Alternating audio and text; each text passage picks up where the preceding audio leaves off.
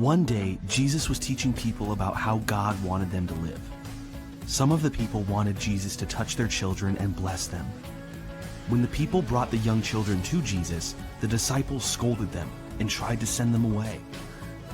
When Jesus saw what was happening, he became angry.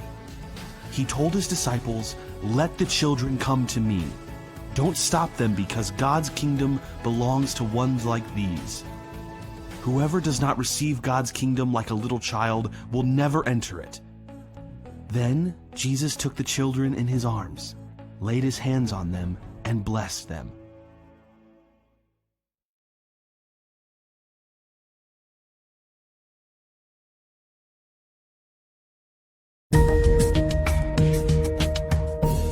Hello, Mac Truman here, with a story so shocking, even electricians won't touch it. Mooseberry Academy. It may be the home to the very, very, very gifted, but it is also the home to the very, very, very, very mean? There's been an incident here at the school for geniuses, and it's my job to get to the bottom of it. Well, I was working on a new stunt, trying to figure out how many piranha could fit into size 9 jeans, when I heard an explosion. How did you know that it was an explosion? Kablamo, I'd know that sound anywhere. 98% of my stunts end with an explosion. 98%. That's nearly half. I like those odds. And speaking of odd, let's talk to my sis Paris, the victim of this incident. You're the one that's odd. That's something that an odd person would say. I'm not getting sucked into a dumb argument with you, Mac. I've already got enough drama in my life with Stephanie. She replaced my fire retardant fabric spray with highly flammable fabric spray. I don't even know why someone would invent that. My entire fashion safety presentation was ruined. Sorry, not sorry that I sabotaged Paris's assignment. It was one of my best projects ever. I mean, I am at this school because I'm an evil genius, not an evil average student. Sabotage? Mayhem? Explosion? Roasted marshmallows? The story of Stephanie's super strategic sabotage has been seen before, and it's usually been met with forgiveness, eventually. But will this time be different? Let's ask Mooseberry's newest student, Nellie Duplicious, who is a certified public relations genius. Oh, I'm no genius. I'm just a simple girl who's the best in the world at what I do. Then in your non-genius opinion, Maybe genius is the best word. Let's go back to saying that. I mean, we don't want to confuse the viewers. in your opinion, what would Paris's response to Stephanie's actions be? Well, in my lowly, humble opinion, as the foremost expert in this field, I have to say, since Paris has had something that she values stolen by Stephanie, she should steal it back by disrespecting Stephanie.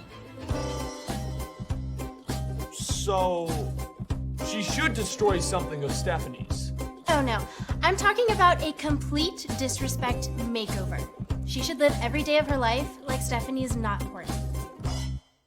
Live every day of her life like Stephanie is not important. That's a big commitment. And if I know my own sis, which I do, she's probably got a different, more godly plan up her sleeve. Nope. Nellie's advice makes a lot of sense. I've been putting up with Stephanie for like a long time. When she replaced my fabric glue with cake frosting, I forgave her. When she replaced my knitting yarn with squirty string from a can, I forgave her. When she wore a plaid yellow sweater with striped capris, it was hard, but I forgave her. But treating her with a godly respect, hasn't been working. Time to try something new. Disrespect. Disrespect? Dissing respect? What a surprising turn. Surprising for Paris, maybe, but not surprising for the rest of the world.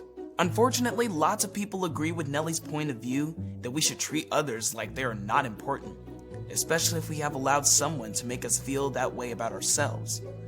But things would be better if we all remembered our values come from God, not each other, and every single one of us is 100% important to Him. 100%. That's over half. 100% is all. It doesn't matter who you are. God made everyone, and he has no favorites. We are important to God, but does that affect the way Christians should treat others? Stephanie is wrong, and Paris is wrong. But who's wronger? Wait, is wronger even a word? And what's the deal with our newest student? Does she actually think she's being helpful? The answers to these questions and many more next week, when my investigation continues. Until then, I'm Mac Truman, and don't you forget it,